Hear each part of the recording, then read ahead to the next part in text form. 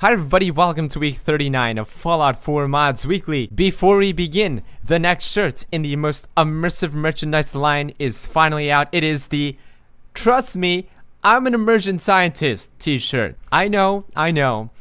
It's really fucking dope and immersive at the same time. It's on sale down below, right? Don't kill yourselves over it. There's plenty for everybody. Enjoy. Roll the intro. I'm a wanderer, yeah, a wanderer. I roam around, 'cause I'm a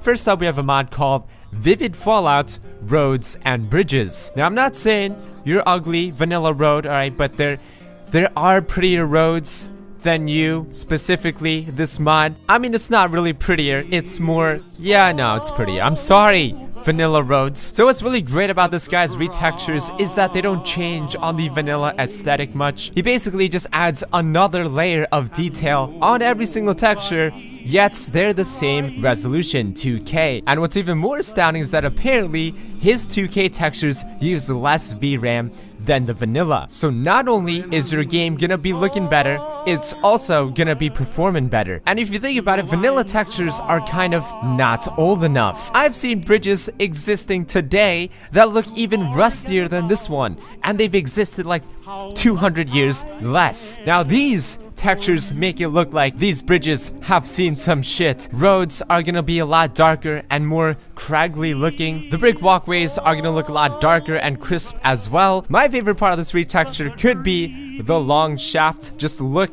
at how long this shaft is and how much texture is being brought out here. The difference is astounding. These textures are just about better than their vanilla counterparts in every single way possible. You'll even save yourself some frame rate. How much does it cost? Absolutely nothing. How long does it take to download?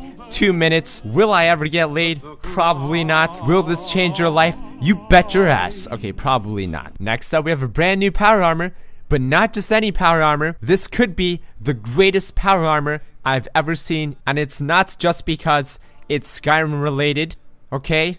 Maybe because it's Skyrim related. This is the TES-51 power armor by Edible Grenade. This guy has gone above and beyond. He didn't just add a power armor to the game, he's integrated it seamlessly and also made it the most customizable power armor available today. So to get this power armor, I headed over to the newly added Bethesda Comics bookstore, stepped inside and was greeted to the most ominous post-apocalyptic rat roach infested comic store I've ever walked into. In the comic store, you'll not only find small action figures wearing the power armor, custom designed magazines that'll teach you skills to craft stuff for the power armor. Inside the basement, you'll find the chilling tale of a man that sat at his desk and fapped himself to death. That was Todd Howard. The Slutty mods were too much for him to handle. I'm just kidding. But this man could be Todd Howard. Had been illegally designing his own real-life Dovahkiin life-size power armor. He's the modern day Iron Man. The power armor is now old and rusty looking, but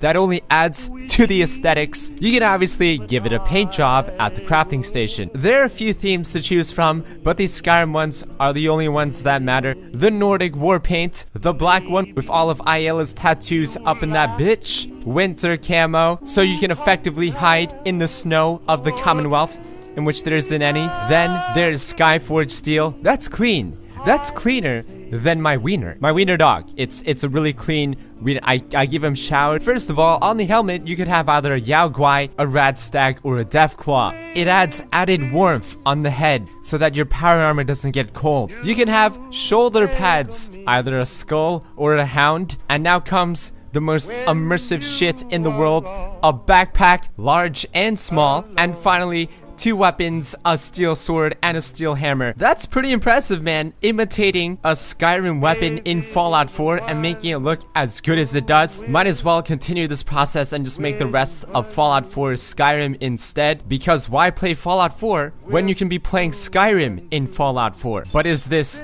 lore friendly? Not exactly, but, and this is a really big but, he's technically added his own lore through the Bethesda Comics store and said, you know, fuck you to the Fallout 4 lore. It's officially lore friendly to me. Alright? It's lore friendly to me, goddammit. Next up, we have a devastatingly effective new weapon pack. Head to the Diamond City warehouse found near the Dugout Inn, and on some boxes, you'll find weapons that are capable of doing things only in your wildest dreams. This is the Globulizing Nucleator by El Pollo Azul. What is a globulizing nucleator, you say? It's science. Revolutionary, bubble-forming technology. Don't need anything today. Well, we're always here. But MXR, did they just fly away into the nether sphere and never come back? No, Jimmy.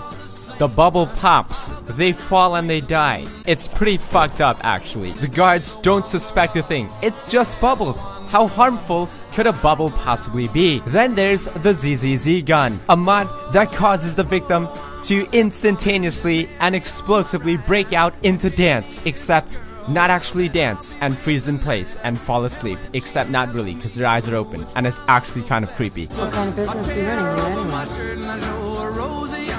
My god, I did not know that Bostonians were so flexible. Hey there.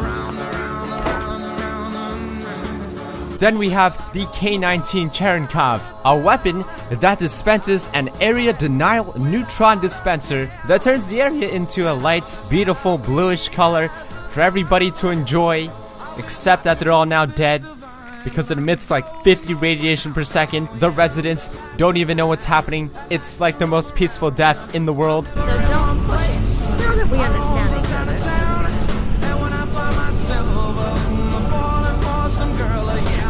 Great for just about every occasion, you know, first day of school. Drop an area denial neutron disperser, everybody's dead. I'm just kidding. It's the worst for just about every single scenario you can possibly imagine. And there you have it. 3 of the most devastatingly effective weapons in Fallout 4. And this week's armor mod is the Cross Tactical Swimsuit inspired by Metal Gear Solid, because I need an excuse to wear a bikini into battle. It's fully combat ready, as you can see from the gloves, the belt, the straps, the boots. Clearly appropriate for combat. You guys don't even understand, alright? My character is always half naked, not because she wants to, not because I'm a pervert, but because she suffered a rare mutation as a result of the radiation where she can only breathe out of her skin, and thus to survive she must dress like a sleut. I'm sorry guys, I can't help it. It's just a part of my character's fictional backstory. Bullshitting aside, this is the most customizable swimsuit you'll ever see. It's so customizable that I can't even show you all the customization options because that would be overkill. Ain't nobody got the time for that. Are you tired of waiting for settlers to come in? Do you wish you had as many nets as far as the eye can see so you can nuke them all? Would you like to play as God? Why not create your very own synths with the mod Workshop Synth Production by Kentington? So to build your very own synth assembly machine, steal the schematics from the robotics department in the Institute. If that's not possible anymore, no spoilers. Actually, yes, spoilers.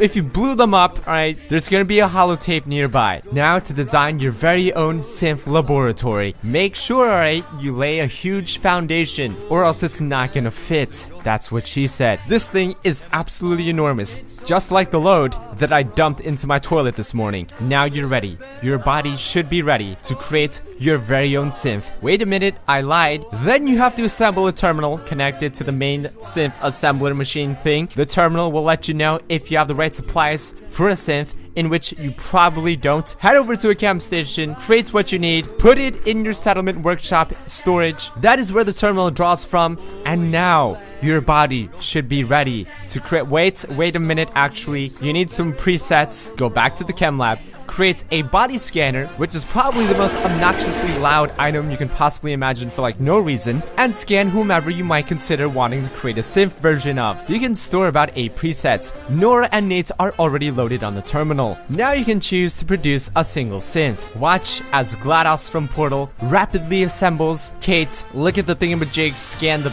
dick, and then carry it somewhere else, and then the little finger things put the shit together, and science, motherfucker. Her posture, no longer the same. Her accent, heavily Bostonian. The farm's not much, but it's something.